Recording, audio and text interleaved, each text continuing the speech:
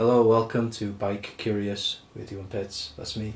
And with me, Jack Payton. in your full Chelsea kit. Yeah. Is that why there's no video this week? Yeah. I've had a very busy week and I'm off to football after this, so... And we're a day late, so something's happened today as well, yeah? Yeah, there's been a result today. Because there was a rest day yesterday. Yeah. What happened during the rest day? They rested. Yeah, I assume so. Did they, A few people actually dropped out on the rest day. A couple of people. George Bennett, who was already high on the GC, he dropped out. What's a GC? General classification, general classification, so that's the yellow jersey. Oh, okay. So Another term that just beats about. And also, they don't call it the yellow jersey, they've got a French name for it. Maillot jaune. Maillot jaune. Which I assume means... Yellow jersey. Yellow jersey. So the yellow jersey is the leader of the GC, yeah? Yep. Okay, well, I'm learning something new about Tour de France. You sound hip. You sound like you're down with the kids. Using all the right cycling terms. What's been happening? What's left? What's left? This feels like it's been going on forever. Yeah, we're getting towards the end now. So they've been through 4 of the 5 mountain ranges. So that's the Jura, the Pyrenees, the massive Centrale, which isn't that massive and isn't that central, and the Alps. And I can't remember the first one actually, but I don't care. It's just the Alps that are left. Aren't they in like Switzerland or Austria? Yeah. So. Oh, they're massive, are they? So they cover a bit of France as well. The Alps stretch, like I went to Slovakia and did some walking there, and the Julian Alps, and like it stretches the whole way across Europe, the Alps. But the French Alps is the Swiss-Italian border. Oh, okay, fine. That sounds like mileage. But I guess that's the whole idea of it, isn't it? I think so. Yeah, they've got a couple of stages in the Alps, and then there's a time trial. Okay. And then the Champs Elysees. So the time trial's going to be flat, yeah? Not necessarily. No, this one's got a little climb in it. So why do they call it a time trial? What's different? It's just against the clock. So it's a set course against the clock. So if you don't finish it in a set time, which is how many hours? Well, this one's only 22.5 kilometres. So there was a time trial on the first day, and that was 13.5 kilometres or something. This one's slightly longer, and it's got a little hill in it. Right. So it's more suited towards Chris Froome. Because so what's the time limit for that? I don't think there is one for a time trial, a normal stage. So, but like it's split. It's seconds difference, but when you don't have a slipstream and stuff, that's accentuated. So the time trial it separately, is, yeah.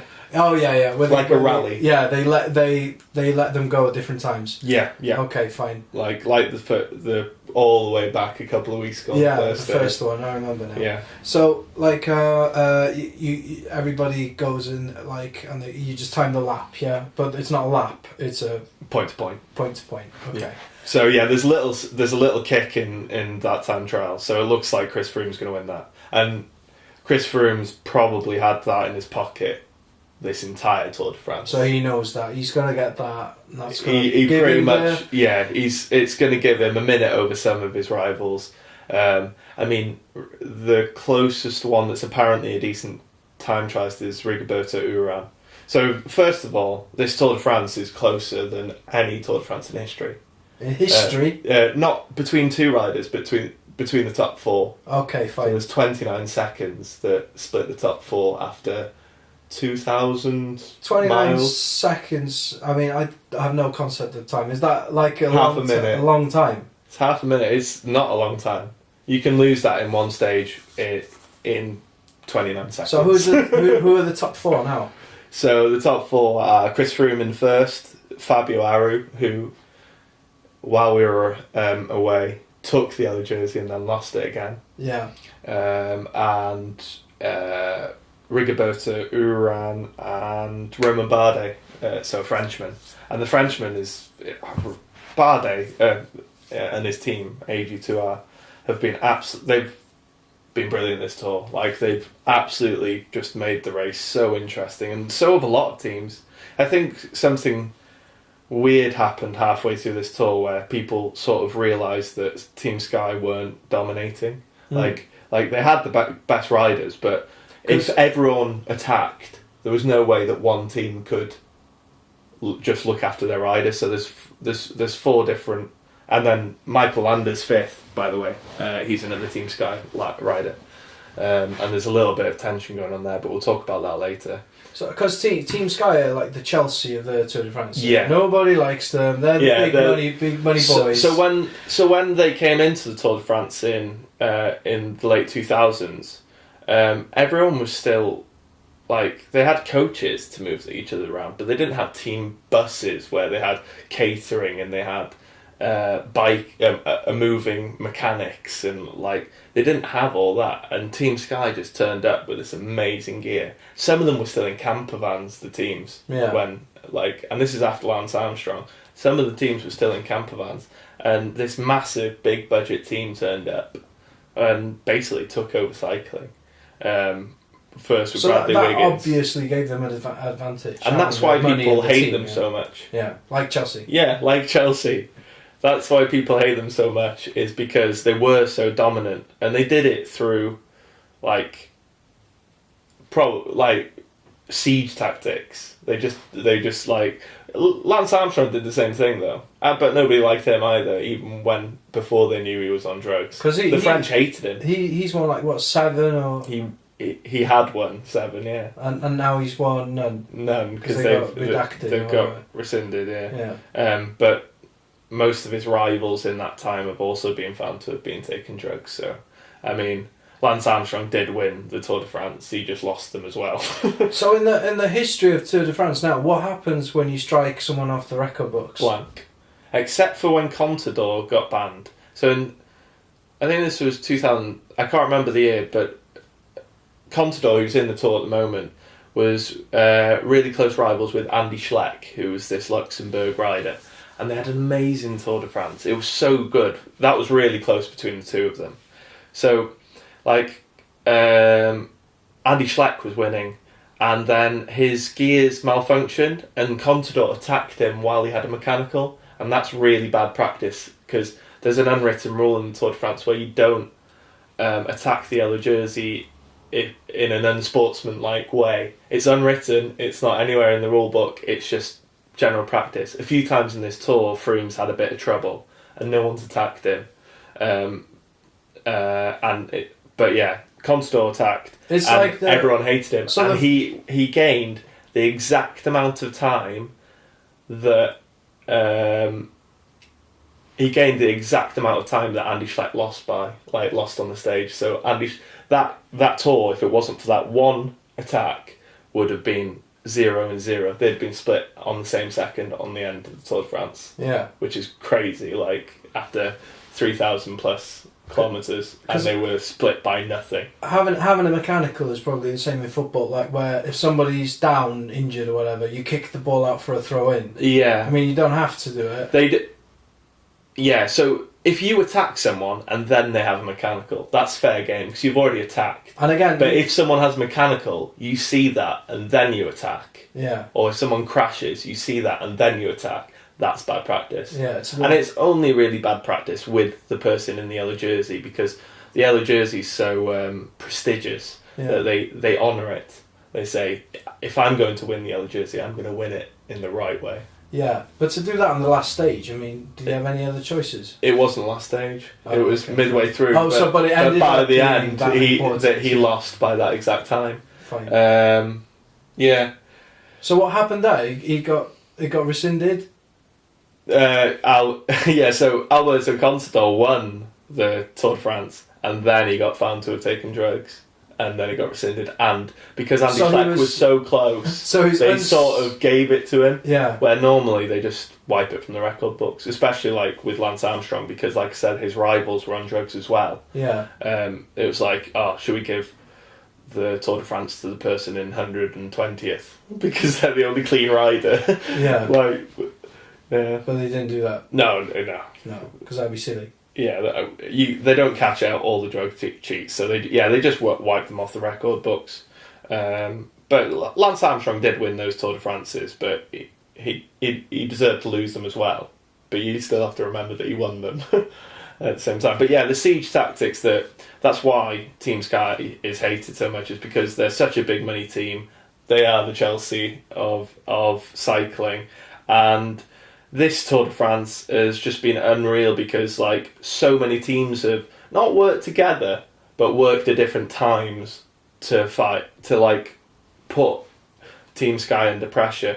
And Team Sky have been brilliant this year. Like they've it's been a cycle race. It hasn't been one team just controlling and pegging people back. It's been a little bit here, a little bit there, and attacks on downhills, attacks on uphills, attacks on flats. Today we saw... you keep saying attack. Can I just clarify? That just means trying to be winning the bike race. Getting ahead.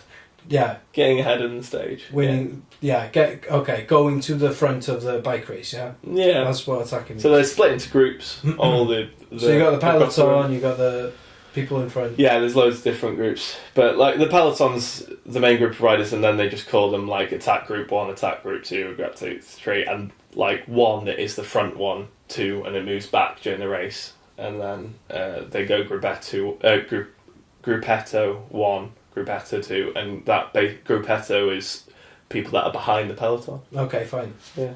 In groups. In groups, yeah. Because as the stages stretch out, cyclists, because it's so much easier to cycle in a slipstream, they group together, and they do that just because it's easier. So by slipstream you mean like wind resistance and stuff? But so like, aerodynamically it's better to cycle behind someone? Yeah, it's like cycling behind a car. You go faster. I remember skateboarding when you were a kid and you're behind a car, you could do it really fast if you went behind a car. Yeah, I could never skateboard. I can only now barely like cycle. So. But yeah, it's if you're out of the wind, you're doing less work. You've got Formula 1, when they overtake, they go right behind the other driver and then go into the slipstream and they go swing past, and it's exactly the same, it's just easier in the slipstream. And the direction of the wind is important as well. Like a tailwind can sometimes help riders if they're attacking. Headwind is really difficult. You have to be in a big group because you're fighting through air. And today what happened was there was crosswinds. And crosswinds, you notice that they stretch across the road. There's like a line across the road, and that's because they're really struggling to get into somewhere sheltered. So into the slipstream. That causes splinters in the peloton. Yeah. And what happened today was Dan Martin got caught out by crosswinds, which happens once every Tour de France. Some big rider gets caught out by crosswinds, and that's why the GC riders always stay at the front, because if crosswinds do take effect, they're in the best position to stay in the front group. So what happened to Dan Martin? So Dan Martin got caught. The crosswinds basically caused a gap in the peloton, and then it was really hard for the second half of the peloton to catch up with the first half, and that meant that he couldn't catch up. And Dan Martin was in that group. And he lost time, whereas all the other GC riders, yellow jersey riders, were in the front group. And also some of the sprinters were in the back group, so that meant that that Michael Matthews, the Australian, who I tipped to have a good go at the green jersey. I did not expect him to come close, but he's actually won 2 stages in the last week, and it's looking close with the green jersey, but there are still 2 sprint finishes left. But I think they could win one each. It's a possibility. So Michael Matthews was the rider I said was a bit like Peter Sagan in the fact that he doesn't win stages necessarily. He just works hard and gets intermediate sprints, which is the sprint halfway through a stage. So yeah, the green jersey's really hotting up. The yellow jersey's really close. Warren Barguil looks pretty comfortable in the polka dot jersey. I think he's got a 70-point lead, and it'll take something special to take that off his shoulders. Because with the hill climbs, that's where the big distances happen, yeah? Yeah, definitely. Minutes. You get minutes. So is the guy with the polka dot likely to be in the GEC? No, so what he does is, like, on a hill stage, they might finish on a hill, but there's 5 hills before that, so there's 5 hills during the day. So what he'll do is he'll attack and he'll win the first 4 hills, and then the peloton catch up with him because he's done so much effort. Yeah. And then they catch him on the last hill and they win the stage and get time at the end of the stage. So he basically goes on a suicide mission where he attacks, and he knows that he's not going to win the stage. He did win one stage. So like we talked about last week, every rider's got their own goals and stuff. Yeah. Whoever's attacking the first 4 hills are going to be going for the polka dot and nothing else. Yeah, going for the polka dot, and occasionally they do get into a breakaway that is successful, and the breakaway is obviously like at the start of the stage, a group gets away, and then the peloton tries to catch up. But if the breakaway does stay away, then normally the polka dot is in the right place on a hill stage, and he did win a stage. And he won it really well because he'd been working so hard all day, all tour. I mean, you think every hill you have to go to, you have to be attacking with a small group of riders in the wind to try and get to the top of the hills first. Warren Barguil's been absolutely immense this year. Have people won the polka dot and the yellow? Yeah. So that's happening. It doesn't have... Yeah, it does. So you get double points for if on a hill finish. So if there's a stage, if there's a Tour de France route that has a lot of hill finishes, you'll quite often see that the GC contenders will actually go really, really high on the polka dot.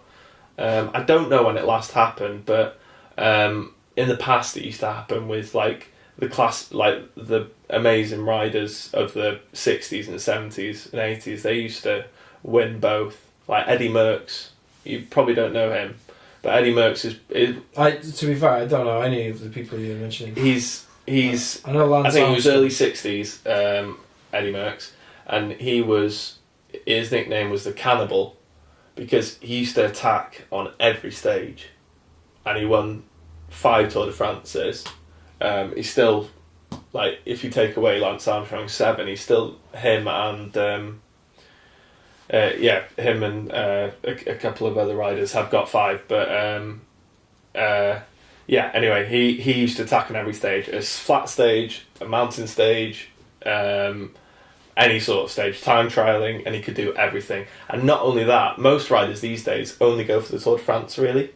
They do a few small races to warm up, but the main race they go for every year is the Tour de France. Eddie Merckx used to go for everything. Because there's a Tour of Britain, isn't there? Yeah, there's a Tour of Britain, but the Giro, the Vuelta de España, and the Tour de France are the three-week stage races, the big ones.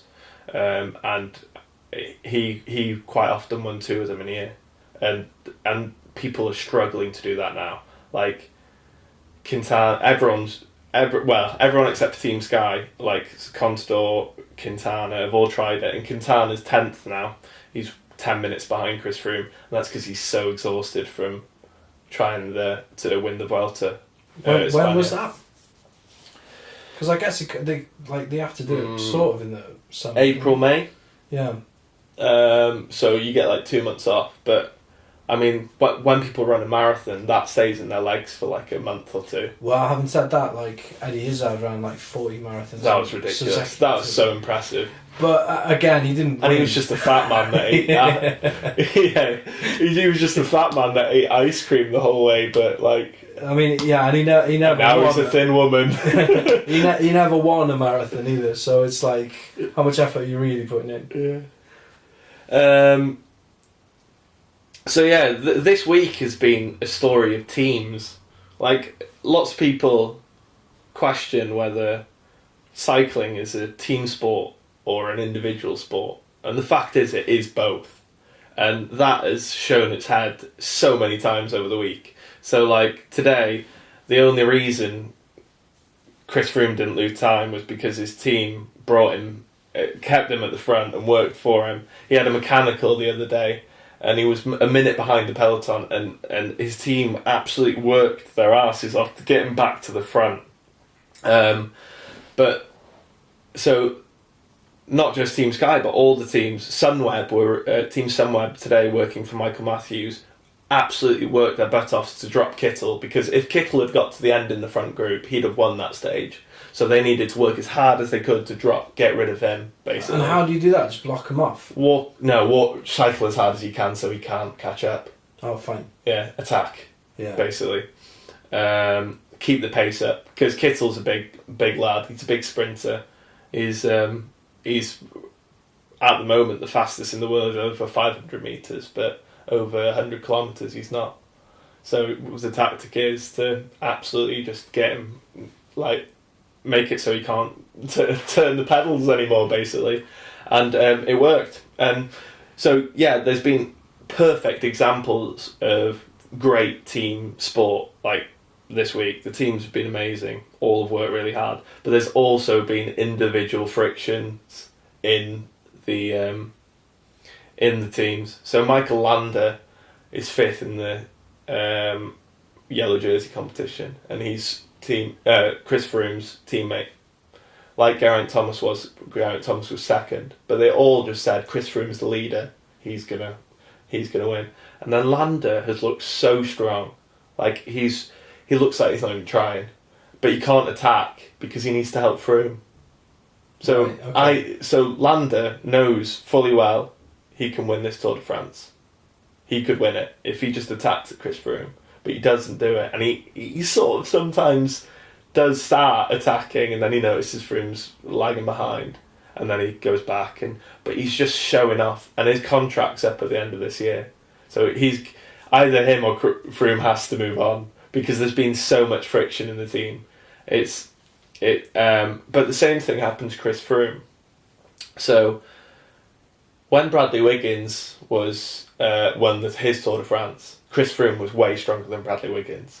Chris Froome would have won that tour if only Team Sky had let him, but Bradley Wiggins was the leader. And I think that Team Sky are actually not racist, but very nationalist. Fine. They want British riders to win. So where's Chris Froome from? Well, he calls himself, he rides for Britain, but he was born in Kenya. Oh, fine, okay. But his family were expats. Yeah. Don't know, they must have had it. So coffee farm. Peterson or someone from playing cricket. Yeah. They play for England, but they didn't. Yeah. They weren't born there.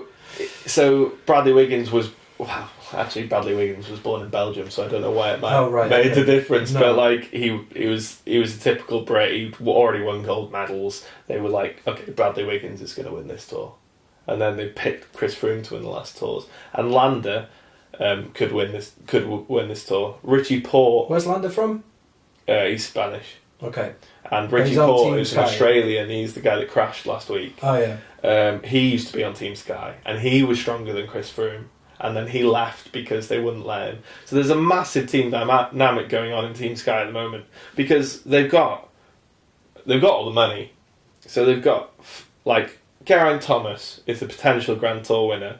Chris Froome is a Grand Tour winner. What's a Grand Tour? The Vuelta, the 3-week stage races. So okay. the Vuelta d'Espagna, the Tour de France, and the Giro d'Italia.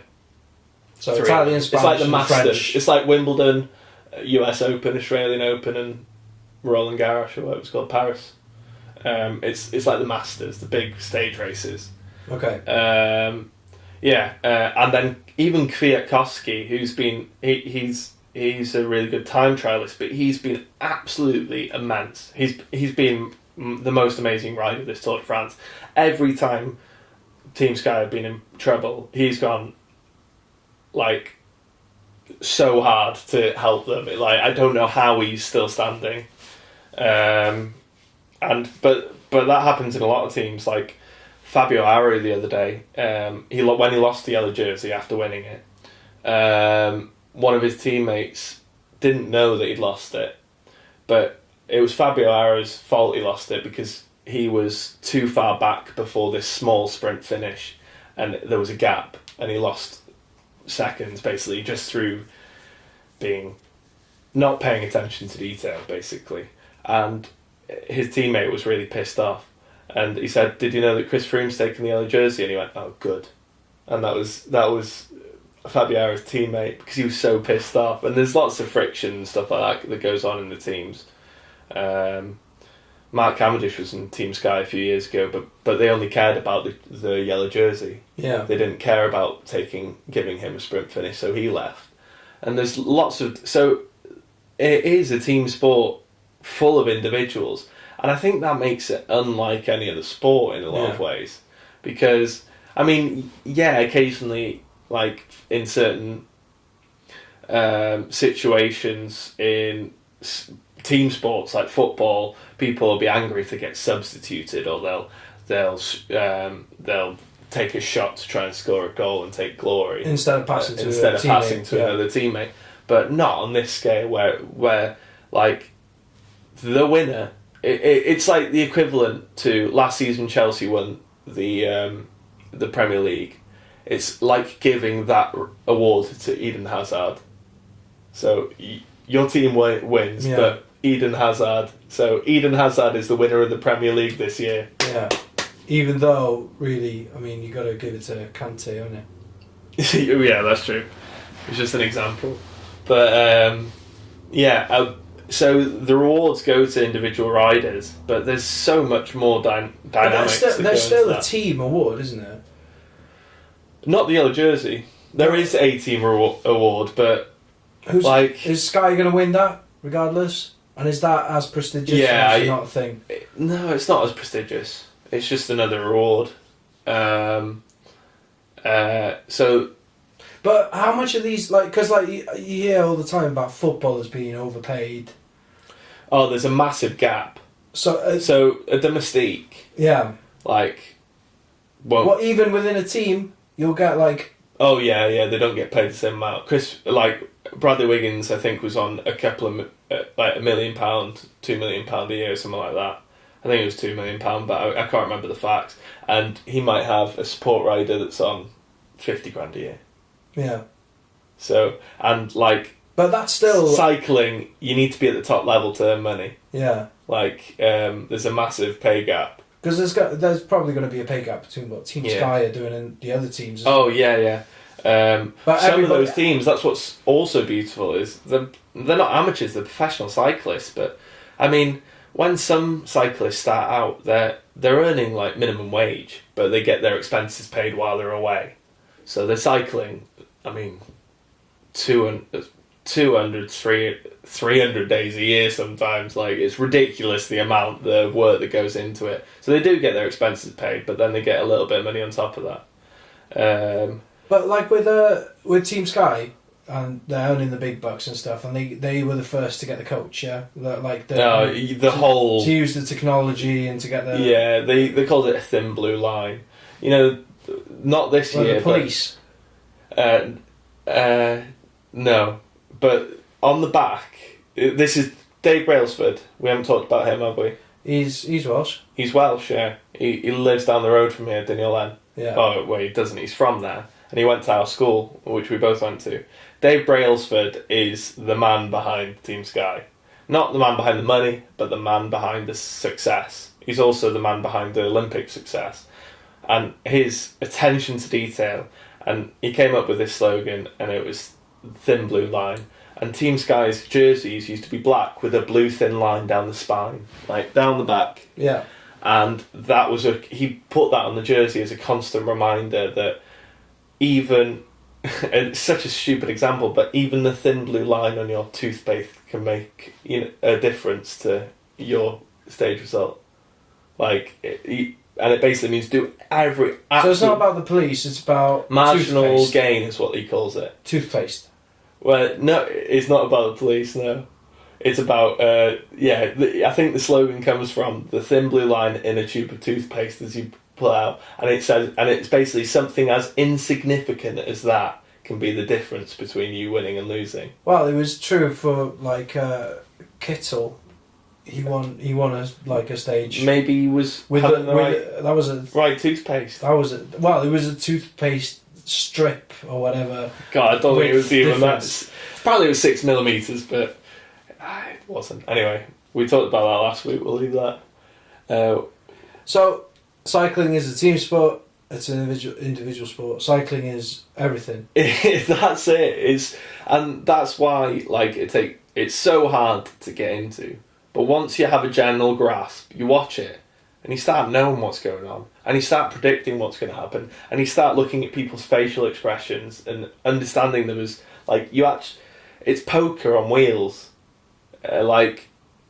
some people try and look tired, and then they're not actually tired, and they attack. Yeah, they're bluffing. It's ridiculous, and they race against each other all year, and they know each other's telltale signs, so they're always thinking about how they look on the bike. They're always thinking about all these little details that make the difference, and you get to see that in play. It's literally like watching. It's like listening to classical music, which I can't do. Like, once you understand what to listen out for and you start understanding the beauty of it, then it's a massive whole new world that you can kind of get into. And I think cycling's a bit like that, because I can't think of another sport that has so many different aspects to it. Like intricacies stuff to look out for, yeah. And like, you just watch them trying to commentate on them on a really exciting stage. They don't know what's happening, but they're really good. They are really good, the commentary team. Better than us.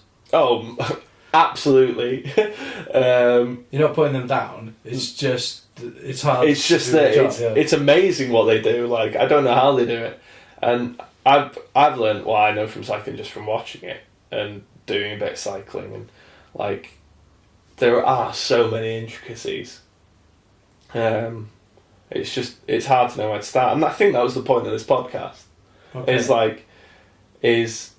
Trying to explain to a friend that has no idea about cycling what it's all about, and it's impossible. Yeah. And I don't think someone that knows, like, I don't think a professional athlete could tell you, a professional cyclist could tell you what's so great about cycling. They just tell you to watch it and try and get into it and learn the rules and learn the intricacies.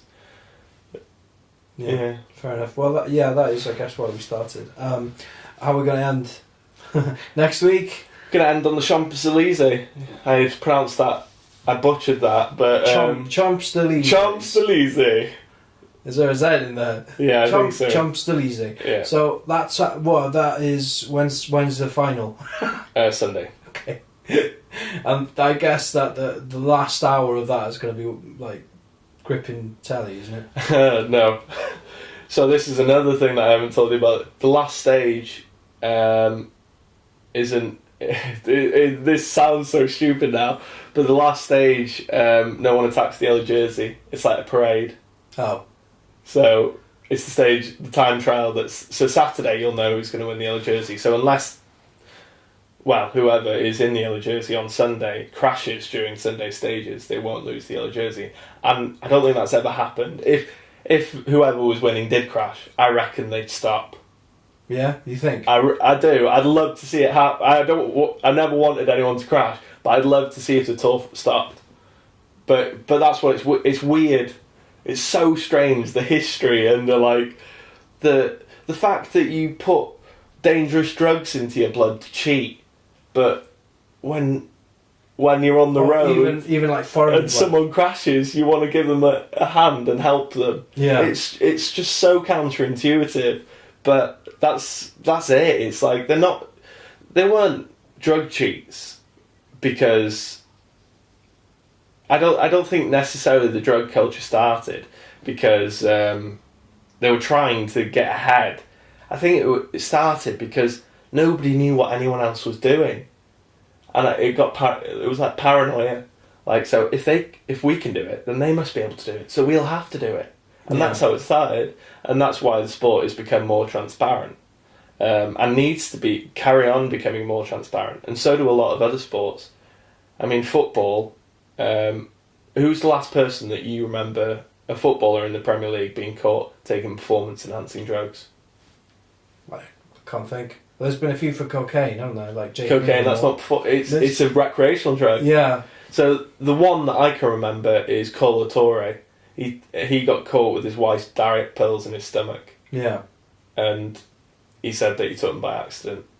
And he got a ban, blah, blah, blah. But other than that, he claimed no one gets caught, didn't he? He said, I didn't know that this banned ingredient was in these diet pills or whatever. But there is no way that with players being paid so many millions and so much money in football that they're not trying to get ahead. There is no way. So it's cover up. And also, the Premier League have no, and the FA own the Premier League, and they have no motivation to catch drug cheats because it decreases the value of their brand. Yeah.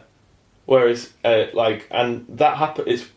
Cycling's been through that, and it'll carry on going through that, and there'll always be drug cheats. There'll always be these people on low wages that are earning 20 grand a year, and they just want to make ends meet, so they have to get better, and they want to be a Tour de France cyclist, and they've grown up wanting to do it.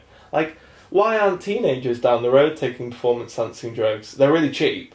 Like, but if you were going for a trial for Man United and you could earn this amount of money to get rich, why aren't the kids being caught out taking drugs?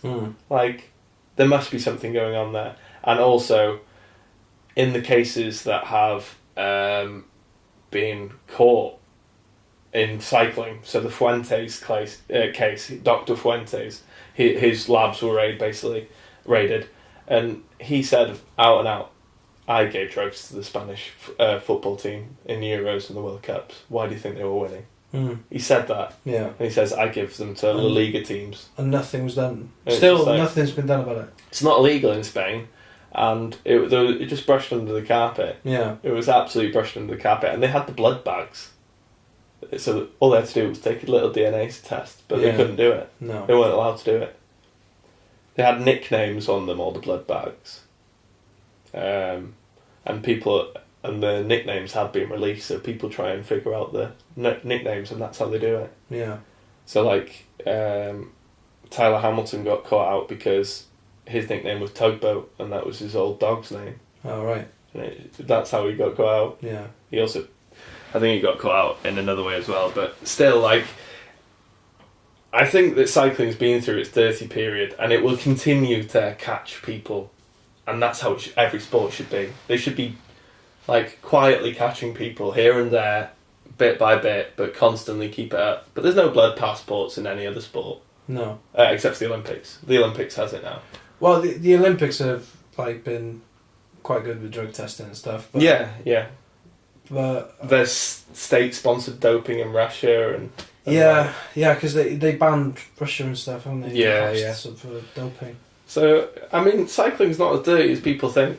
No. So when it's coming to an end. Tour de France finishes Sunday. Yeah. Finishes Sunday with a little parade through the Champs-Élysées and a sprint finish, which Kittel will win. Okay. Basically, Kittel's almost guaranteed to win that. But yeah. How can a sprint finish happen if no one's going to attack the yellow jersey? They're not attacking the yellow jersey. The yellow. If you finish within the last. On a sprint stage, because they're so dangerous, you've seen all the crashes. Yeah. If you crash on a sprint stage within the last 3 kilometres, you're given the same time as the leading group, because they don't want to encourage everyone to be racing to the front. Yeah. Because it gets too dangerous because there's too many people in the road. And also there's at that point the winning team or the yellow jersey comes out, and his team go with him, and they go hand in hand over the line, and then the sprint finish begins. So, I mean, there's not very many opportunities for whoever is going to win the yellow jersey to be caught out on a GC day, on the final day. So it's like a parade for the yellow jersey, but there's still a green jersey to fight for at the end. Okay. Yeah. Fine. And then, since it's more of a parade and you've only got the green jersey, you're really going for it, what's going to happen on Saturday? There's going to be a time trial, and that's the final decider. Yeah, that's when things get exciting. Yeah? I mean, unless there's a few stages now, there's a summit finish that's going to be really difficult, and another stage in the Alps that will be really difficult. Unless Chris Froome is out of the yellow jersey and loses a minute, a minimum of a minute, I'd say, maybe 50 seconds. If he's not losing the yellow jersey by 50 seconds, he's going to win the yellow jersey. Okay, even though it's the closest it's been in years between top 4. Yeah, but it is close. But it's more suited to him, the last stage, that's the thing. But he's been attacked throughout, that could happen. Like, he hasn't won it yet. He could have another mechanical, he could lose 3 minutes, he could just, like, the other day when he lost the yellow jersey, he got to this 500 metre sprint at the end of the stage, and he just didn't have legs. It was just gone. He was like, nope, my legs won't move. And people gained 18, 20, 30 seconds on him. Like, in 500 metres. Yeah, that's... They went up... have you seen Tomorrow Never Dies?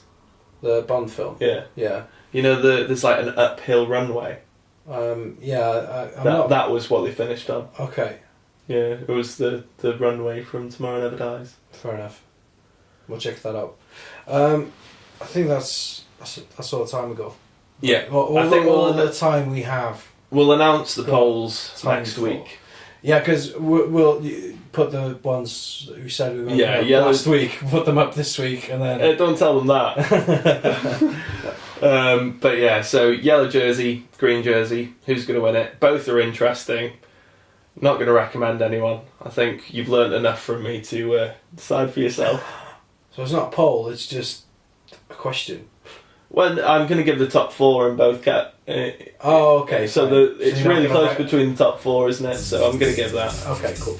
And I am going to add another question, but I haven't decided what it is yet. Alright, okay. So check us out on ByCuriousPod at Twitter, and we'll see you Sunday. Or Monday. Or Tuesday. Yeah. Bike Curious!